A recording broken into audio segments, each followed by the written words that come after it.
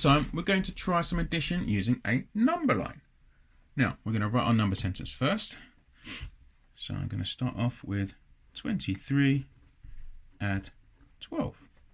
Again, I'm writing it nice and big so you can see it on the camera, but you obviously wouldn't necessarily write your numbers as big as this usually in your book. So to add up using a number line, we need to start off. We usually start with the biggest of our two numbers. Now in this case it's 23. So I'm going to write number 23 again, just underneath my number sentence. And now we talked in previous videos about understanding the place value of each number, so how much each digit is worth. Now I know that in the number 12 that I have one lot of 10. So I'm going to make a jump now using my number line. I'm going to draw a jump nice and neatly like this. And inside that I'm going to write plus 10 because I've got one jump of 10. Now I'm going to make some more jumps. I'm going to make the jumps for my ones. And we can see that we have two lots of 1. So I'm going to do 1, 2 jumps. And inside those jumps, I'm going to write plus 1. So I've got one jump of 10 and two jumps of 1. So I've drawn my number 12 now. So now I can start adding. And this is where you're going to have to use your mental math skills. So I know that 23 add 10 is equal to 33. Now I need to add 1. So I need to look inside each jump to see what I need to add. So 33 add 1, I know that that is 34. And 34 add 1 is 35. Nice and quickly I can already see that 23 plus 12 is 35.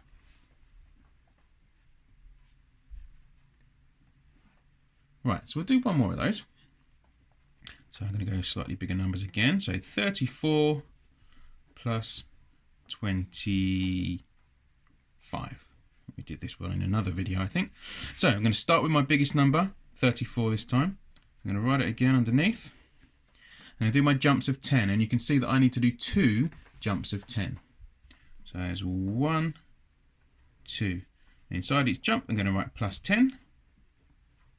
And now I'm going to do my jumps of 1. I've got 5 lots of 1 in the number 25. So 1, 2, 3, 4, 5. I'm going to make sure I write plus 1 inside these, so I remember that I'm not always adding 10. Sometimes I'm going to be adding 1. Right, so now I can start adding. So 34 add 10 is 44. 44 add 10 is 54. Now I'm not adding 10 anymore, so I'm only adding 1 for each of these jumps. So 54 add 1 is 55, and I'm writing the number. The reason I do that underneath each jump is just to help me keep track so I don't lose count. And 55 add 1 is 56. And this is where it's really important that our jumps are nice and neat as well. And I'll try and show you in a moment why it's important for those jumps to be nice and neat. So 56 add 1 now is 57. 57 add 1 is 58. 58 add 1 is equal to 59. So I've got my final answer, and it's this number that's important, same as it was in our other one. That is my total. So 34 add 25 is equal to 59.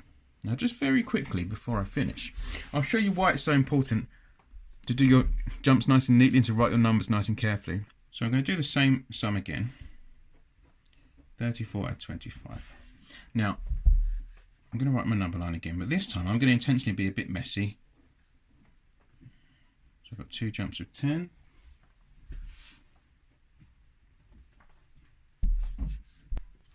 So I've added my two lots of 10. Now I need to do 5 lots of 1. 5 plus 1 plus 1. Now you can already see I'm struggling to get my plus 1 to my plus 10 inside. And you can see on the camera, I'm going to zoom in a little bit so you can see it a bit more clearly. Move that up. It's not as easy to see just for you guys watching, is it?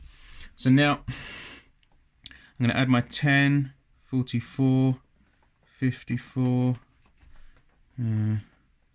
55, 56, 57, and 58. Now I've got a different answer this time. Can you see why? Now if we look carefully, I've missed out a jump. I didn't do a number here. It's because it's so messy, it's hard to do. It's hard to do it accurately. So it's really important that this is what our work looks like. Not like this one, okay? So take your time and draw your jumps really, really carefully. But I'm sure you will be fine.